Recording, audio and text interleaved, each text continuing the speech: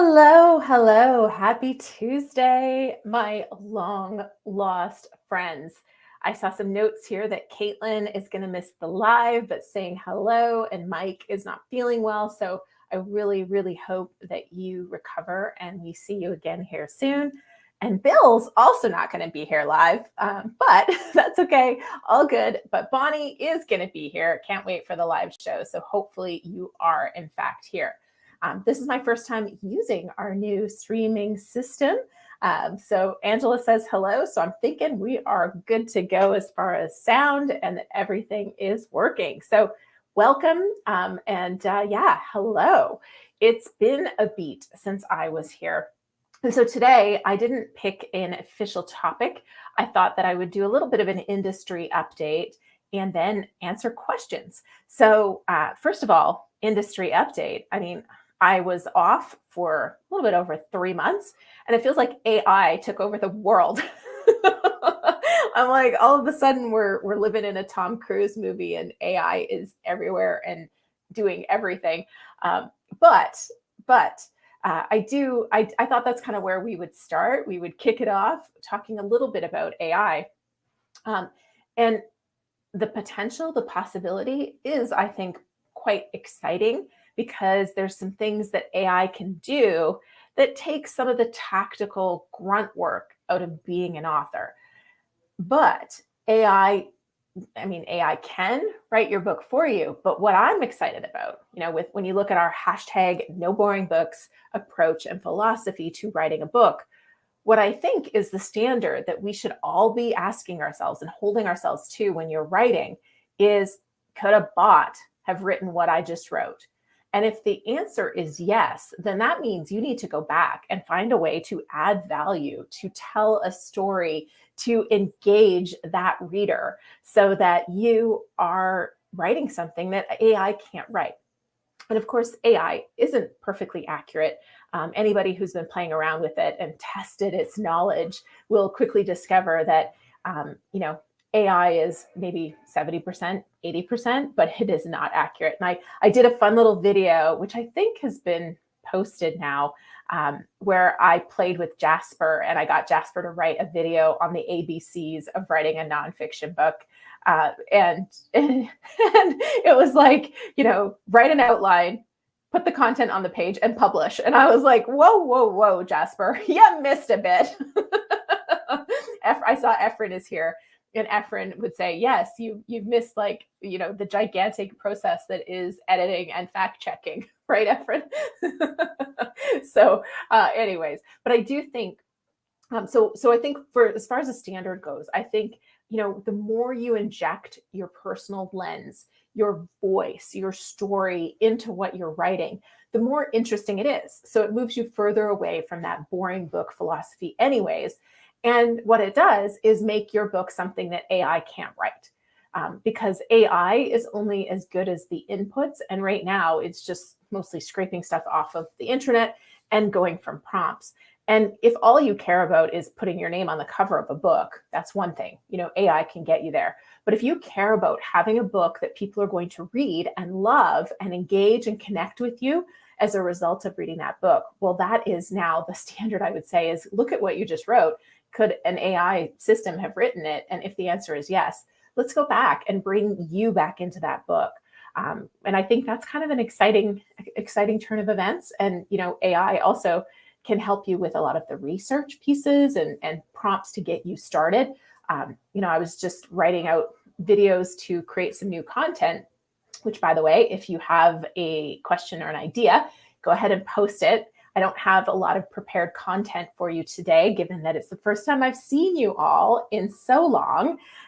But so I'm here for you, really. I just, prepped a few ideas to talk about to kick us off. But I am going to be doing a new video shoot on Friday. And so if you have a topic or question that you want me to address, I'll either shoot it for that video shoot or my next one.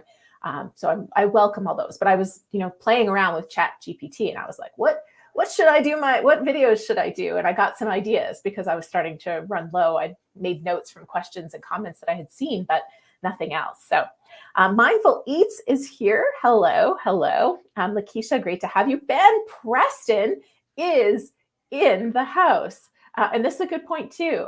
AI doesn't have an opinion. Totally agree. AI is only as good as the input. So thank you. I do hope you're well, Ben. It's been a while. So great to have you here. All right. So let's just see here. Looking at the notes to see what you guys are chatting about, and nothing there. This is a cool little system. I like what I'm seeing as far as the comments. It's neat. Okay. So the other thing I was going to mention with regards to AI is audiobooks. So I actually know somebody, and I don't think they're publicly sharing that their book was created by AI narration, but they got it through this system. So it's published and available on Audible. It's selling on Amazon, and it has some very good reviews. I don't think people can tell that it is AI narrated. So the exciting thing there is that will dramatically reduce our costs for audiobook production. And so that's a really good thing. I'm also kind of a little sad because I love narrating, and I find myself as an author, I get a lot out of actually reading my book out loud. So I probably will still do it for my book that is coming out this year on book marketing. But I am going to do a test run of More Than Cashflow, my first book, because I didn't produce an audiobook for that. And I'm going to play with this narration and see how it turns out. And the interesting thing about this one book that I read, it was a fiction, or not read, but I heard, and my friends were all kind of, sending it to me saying, hey, did you know that this is, they know him. And they said, do you know that he used this one kind of narration system? And what he did was he used his voice. So he gave this system inputs from his own voice. And then the AI system produced it. Now, I would, of course, be curious if it could handle a Canadian accent, because you know that if I am narrating a book, I am not going to pronounce it process. It is going to be process, and it is not going to be progress. It is going to be progress. So I wonder if the AI would capture that kind of nuance. But the recording was incredible, and you really could not tell that it was a robot doing it and not a human. So it's exciting. It's also going to mean that pretty much every book going forward, and probably historically, with publishers behind them that are still selling, they're probably all going to very quickly get audio versions, which means the advantage of being a part of that, having the smaller backlist, that is going to likely erode a little bit if the cost of producing it is so much smaller. And then we've got Stella here. Hello. And Patrice, welcome. And then Efren says, so glad you're back, by the way. Thank you. Thank you so much. It's good to be back. I don't want to go into a deep dive of where I've been and what I've been through, but the short version is that, as you know, I am Canadian, and I am living in the United States on a visa. And the visa expired last year, and a lot of things, not a lot, just a couple of things went wrong. And it took a while to be allowed to work again because the visa expired, and then the work authorization expired. And when the work authorization expired, that meant I couldn't talk to you guys. So, so I'm back now. All of that is sorted, and I am fully valid once again, which is great. So, the software, I did not mention the name of the software on purpose, Ben, because I don't have permission to be sharing what this person did and how they did it. And the software is not publicly available yet. It's in beta. But as soon as all of this is public knowledge, I will absolutely share it. Okay. And Marna says, it depends on the sample you give to the AI. And that's what I'm guessing. I haven't played with the audio side of AI at all yet, Marna. That was on my to-do list prior to. It was actually something we triggered prior to my having to leave. And we haven't touched the project until I was able to be back. So it's now back on the list. Okay, so I think that was it. Let me just check my notes. Oh, and then I put this in the booklaunchers.com booklaunchers.com newsletter. So hopefully you guys are getting it. If you're not, you can go to booklaunchers.com/newsletter or /7 steps. Angela will drop both those links for you. But I was talking about how the Publishers Weekly finally had an update on, well, not Publishers Weekly finally, but there was an update in Publishers Weekly. And I'm just going to put the link to that article here for you as well. Just talking about the latest self-publishing stats. And it's been a while since we've had any sort of stats and updates. Here is the article. Hopefully that works.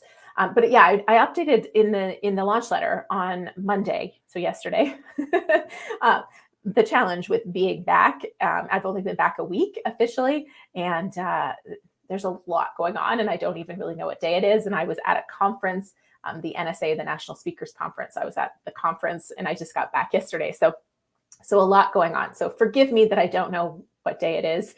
I know it's March. That I could say for sure.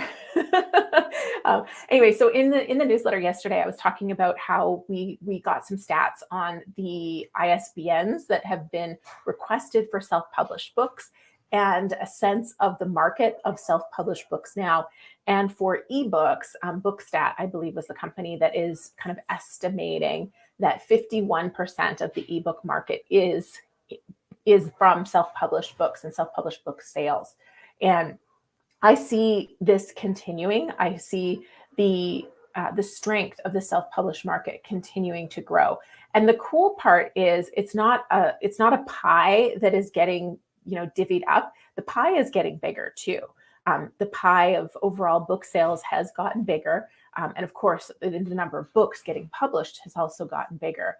But it is a really, really exciting time to be an author because you have the choice. You can choose to keep your rights, to keep your royalties, and to even get most of the distribution that a traditionally published author is getting.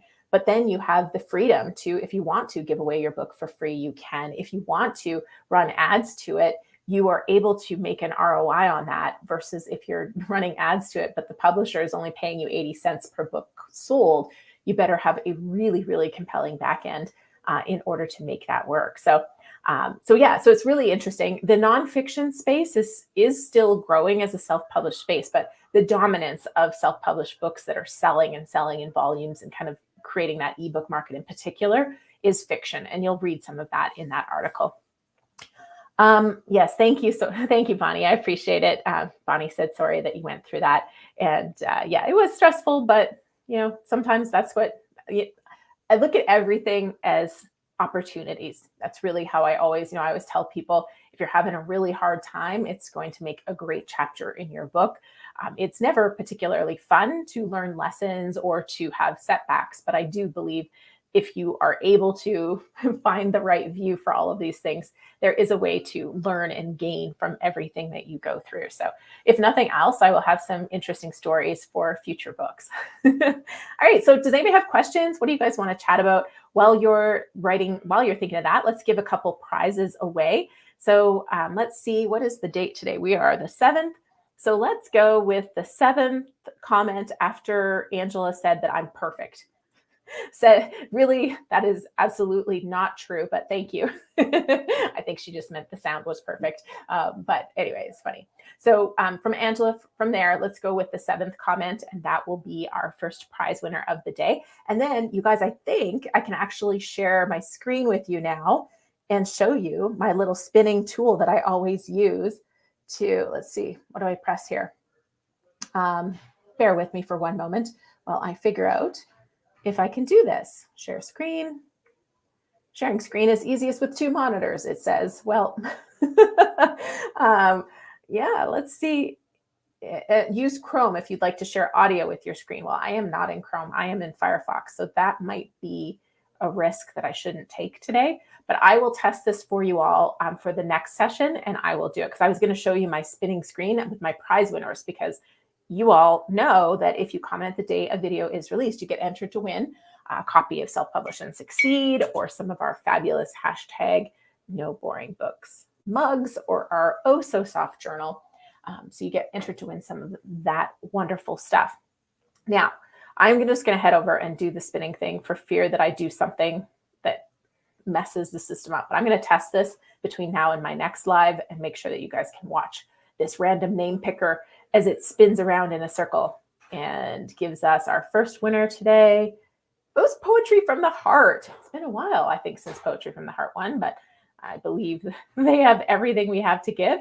But let us know. You can email Angela at team@booklaunchers.com. And being international, I think your choices are going to be limited to a new journal or a copy of the book. And then while I'm here, let's just do another one. So we're spinning again. And still spinning. It's still spinning. It looks like Naomi Green. Congratulations. I think that's a new name. So I think you're a new winner. So what you need to do, Naomi, is you need to email team@booklaunchers.com. And that's Angela. And I got to find you guys again.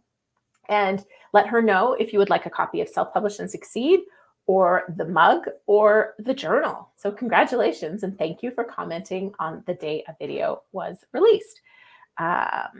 All right, so let's see who our winners are now. Going down. Okay, Book Launchers. Oh, there we go. It should still work without dual monitors. Okay, but Chrome, it might not have worked being that I'm in Firefox. Okay, so Efren, you were the 7th comment, and Lakeisha, you have been nominated from Efren to be the winner. So thank you, Efren, and congratulations, Lakeisha. Yay, thank you.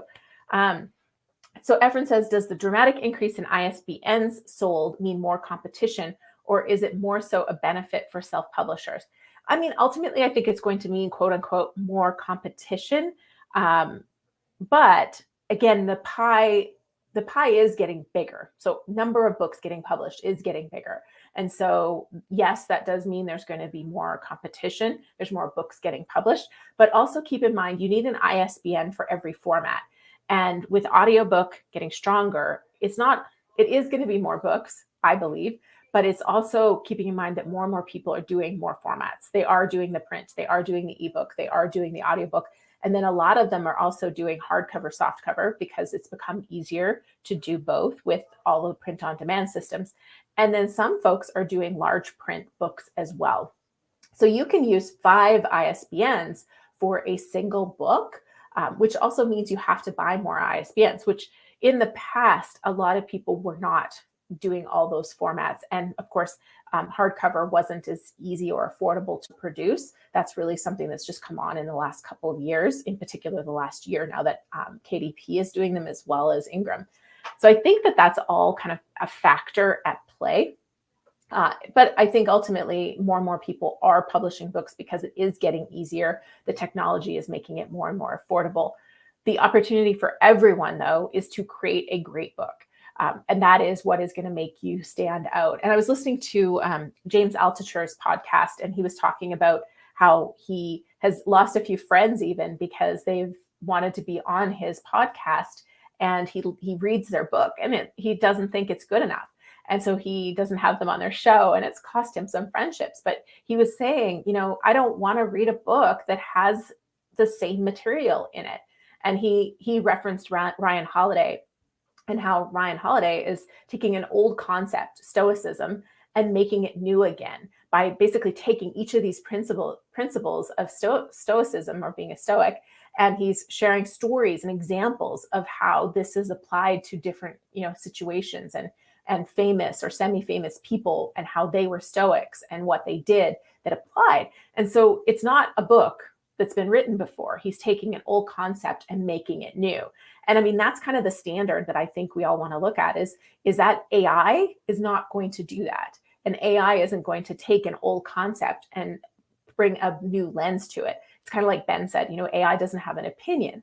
So bringing that lens and your experience and your thoughts and your ideas together, I think, is where you're really going to see opportunities in the book market versus the person who just writes the book on how to make money with AI.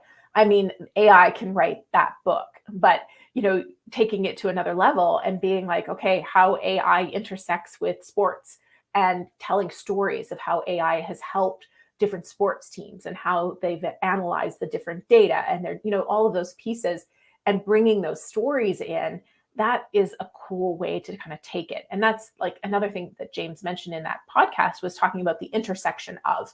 And we saw that with, and I don't think I have her book here because I think I just gave it at, no, I don't have it. I've talked about it here before, is Kathy Joseph's book, The Lightning Tamers, and how she wrote a book about these stories of the people behind electricity. But what she did that hasn't been done before is she took science, like the accurate science behind those discoveries, and told the stories. Typically in the past, it's either scientifically accurate or it's a story. And she really spoke to the scientists who want the story, but also want to have the information presented accurately to show not just like how they made the discovery, but what the science behind that discovery was. So those are some really cool angles that I think are really important. And it'll help you create a book that people read and talk about. And I'll give you another kind of example of what just happened when I was at the NSA, which speaks to this need to write books that people read and love, and how that's going to take time in your marketing. So I emphasize this a lot in the book that is eventually coming out. It's off to its own fact check now. The copy edit is done, or the first round of copy edit is done. We're sending it to the fact checker now. But I emphasized this repeatedly, is that book marketing is not about launch. I mean, yes, having a great launch is wonderful. It feels great.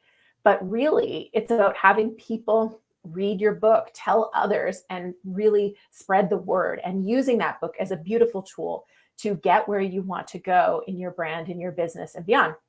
And a perfect example is at the National Speakers Association. I had this woman come up to me early on the first day, and her name was Anne. What a wonderful woman.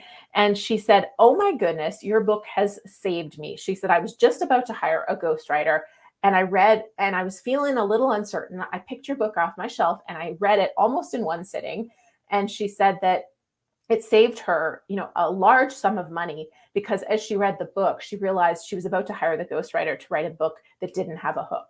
And she needed to know that before she hired the ghostwriter. So she was just so thrilled, and she loved on me and that book. And she went around that conference, and I tell you, half of the traffic at my booth for the 3 days of the conference was as a direct result of Anne telling everyone to go see me because my book was exceptional. Grab a copy, talk to her. She's going to help you. And so that's the power of a great book. And AI is not going to do that. All right. So let's see what you guys are talking about here. Okay, so Mindful Eats says, "What was the podcast you just mentioned?" Was that when I said I went on a bit of a roll there. James Altucher was the one I mentioned. I don't know I think it's just called the James Altucher podcast. And it's a business podcast. But what I like about his podcast, why I always listen to it, is because he reads the books of every person he's on there, sometimes twice, and he asks them the questions behind the story. So he doesn't ask them to regurgitate what's in the book. He asks them kind of the why behind what they've said in the book. And I find that incredibly fascinating. I think he's a really, really great interviewer. Okay, I don't know how to say your name, Dabidosin, maybe? Dabidosin. Have you heard anything about an AI voice during an audiobook of a completed novel, especially for those who may not be able to afford a professional voice actor? I was just talking about that earlier in the live stream, so you should go back. But I didn't share the person. The book that I know was AI, nor did I share the company that he used, because I don't think any of it's public yet. I'm in a mastermind group where it was shared with me confidentially. There we go. But it's coming, and it's coming fast. And I believe that it is going to be very soon that Findaway Voices and Audible change their policies and allow AI books, but they probably have to meet a certain standard so that they aren't getting bad reviews as a result. Because I know I certainly wouldn't want ALEXA or SIRI to be reading me a book. Their voices drive me bonkers. But this book that I listened to the sample of, I couldn't tell that it was an AI voice.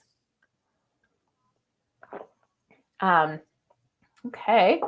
Ben, do you think AI chatbots will have any plagiarism and copyright issues? Absolutely. It's already coming up. SAG-AFTRA and a couple other, I think that's the main union, but also Findaway Voices and a couple other places are already talking about how there's some plagiarism concerns. We're talking about how we're going to be screening it. And, as soon as you come up with a tool to screen for AI, like some of the magazines, that's where I was, where the conversation went. So some of the magazines are screening their articles for AI because of the plagiarism concerns, because they're just scraping it off the internet. And I joked, but it wasn't really a full joke, that the video that I had Jasper draft for me a while ago, it sounded like some of the points, I'm like, that was almost word for word what I would say. So it felt like some of it was coming straight from something I had already said or written. And so there are some concerns there. And some of these magazines are trying to screen for it. But as fast as they try to come up with these screening tools, the ways to get around it are coming up just as fast. So this is where, again, I think, when it comes to books in particular, we really want to make sure that we're dotting our I's and crossing our T's, so to speak, and doing those fact checks. And if you have used AI for anything, you're making sure that you have sources and you've kind of gone back and double checked things. The image thing is really interesting because it comes to the inputs. And if the inputs belong to somebody else, but then it's a new creation of work, it's going to be a little while before all of that gets sorted out. I have discomfort with it for those reasons, but it's coming. And I shouldn't say it's coming, it's here, and it's going to be a matter of the kind of the legal system to sort it out. And there already are cases in play. So there'll be a little bit more clarity on that, I think, probably quite quickly, as to what is okay and what AI generated images are okay, and not copyright violations.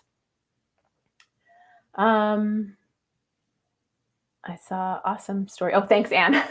Yes, thank you, Anne. She was an absolute delight. It was glorious. She was lovely. Lakeisha said you should start a podcast. You give great information and advice. Well, that's what booklaunchers.tv is for. I thought about starting a podcast, but I got enough things to do, and I like hanging out with you guys. So that's what we're going to do. But thank you. I appreciate it. And Victoria says, I always appreciate when podcast hosts have clearly read my book. It is so rare. I have done so many podcast interviews, and I would say 10%, if that, have read the book. And you're right. It makes for a much better conversation when they have read the book. Antonio, welcome and congratulations on your newly completed book. Way to go. So excited for you. And Efren says, AI must be regulated to enforce citations at a minimum. I agree. The bots. And Mindful Eats said, I asked Chat GPT as a joke, if I published what it wrote for me, could I publish? If I published what it wrote for me, could I publish it? And it said no. Yes, it is very clearly, it's, where does it get its information from? It's getting it from the internet, which is copying it from other people. It is plagiarism. And again, that's why I've emphasized using it for research, for prompts, but not using it to actually be your content creator. There are some really cool, my friend Deb has sent me a couple of tools that are coming out now that are you can drop your video in there. So say like this live stream where I don't do anything with it. I've started to do a lot more with reels, and I've done some shorts and things like that. But I don't do anything with these lives, and you can drop it in and the bot will actually create all that content from your video. I think that kind of use is really cool because it's your creation, and then the bot is going to take it and use it in, put it into different formats, which we previously would have had to pay editors or other people to do for you. They can do it. So we'll see how that works. I would like it if you had a fan on the show with you. Oh, that would be cute, wouldn't it? Lakeisha, we actually kind of do that a little bit when we have done some of our deep dive trainings where we've had some of our past authors on, maybe not the same as having an Anne who was literally introducing everyone at the conference to to me and to my booth and making sure they got a copy of my book. And she would come by and say, I got another person to give your book to. And it was great. So that would be really fun. Somebody who's that enthusiastic to have them on the show. Could be Efren. No pressure, Efren, but let's see. And Ben says my reels are amazing. Thank you, Ben. I'm so excited to have you here. I want to bring you on and be like, hey, Ben, I'm like, what's new? So Ben published a book, and I don't think I have your book here anymore. Let's see. I've given it away many times over and replenished it. But Ben, you should drop your link in the chat for everyone, and your YouTube channel too, because you've put a lot of effort into building your YouTube channel. Yeah, sorry, I don't have a copy of it anymore. I have many other books here, but not yours anymore. But yeah, so Ben wrote a book a little while ago and built a business around it and has had a grand adventure all around that. So yeah, anyways, so do drop your link. You have my full permission to do some promotion of your own here, Ben. Please go ahead. Anybody else have questions? I do have one more prize to give away. And Antonio, same with you. His book is recently out, and Efren would love that. I think that would be fun.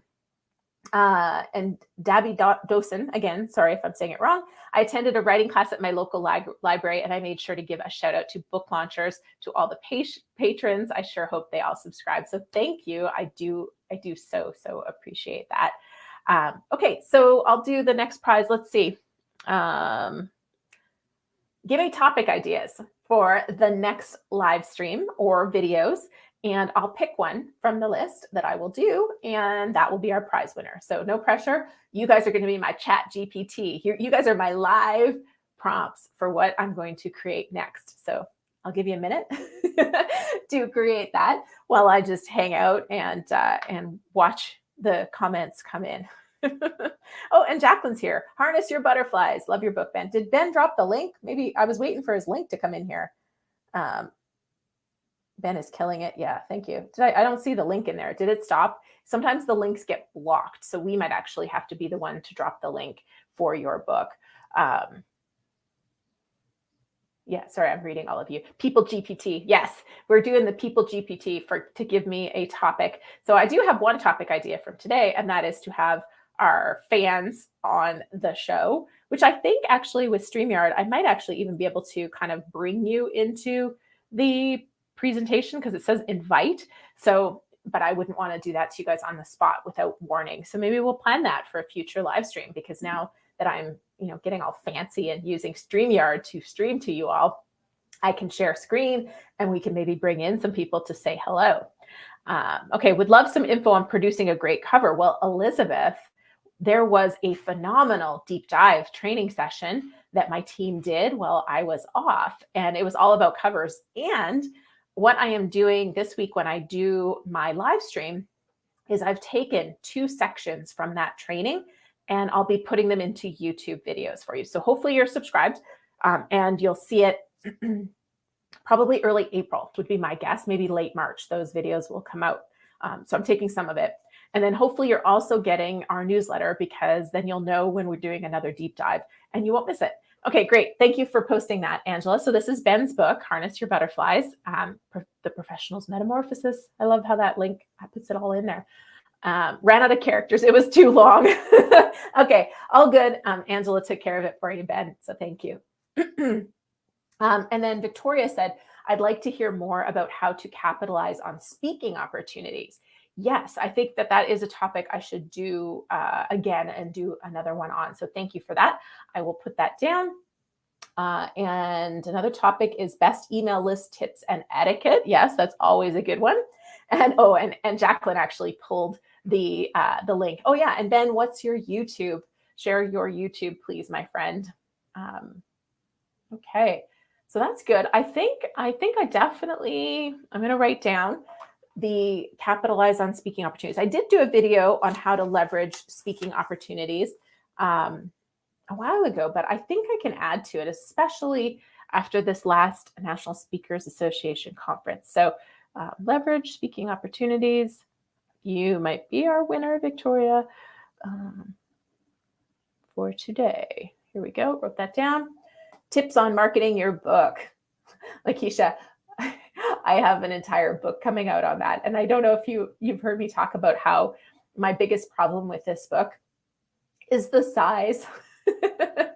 So I would need to narrow that down to a smaller subject. But yes, absolutely, I will continue to have more videos on tips on marketing your book.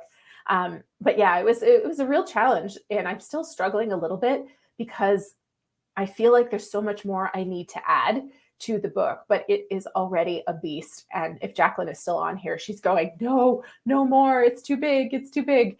Because it is over 80,000 words, and that is a substantially substantial sized book.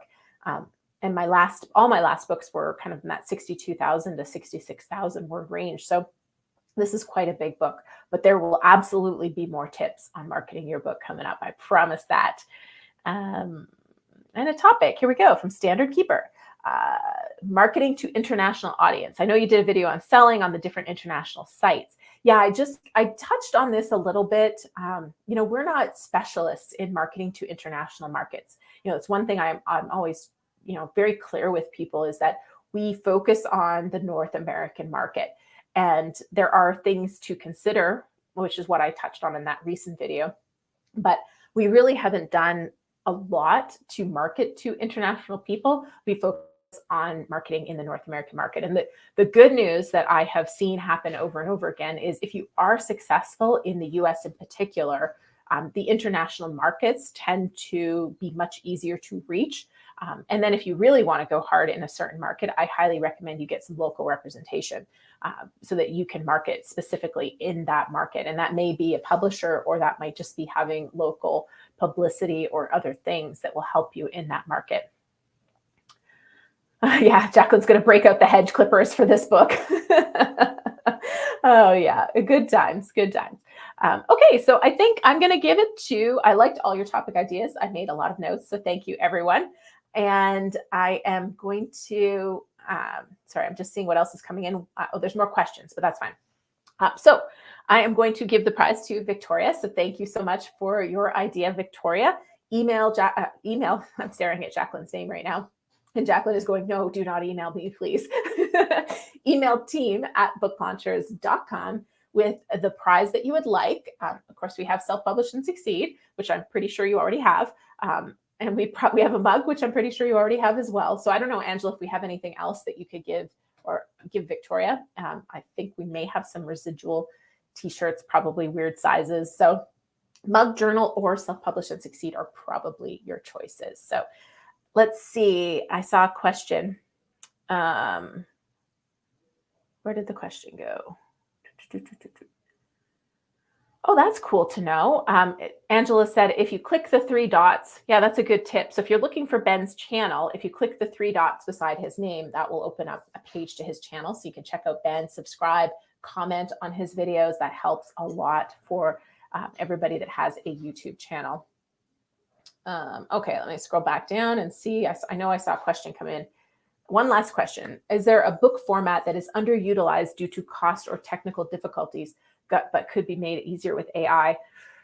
Well, that's out of my realm of expertise, because I don't exactly know how AI is going to help with book formatting just yet.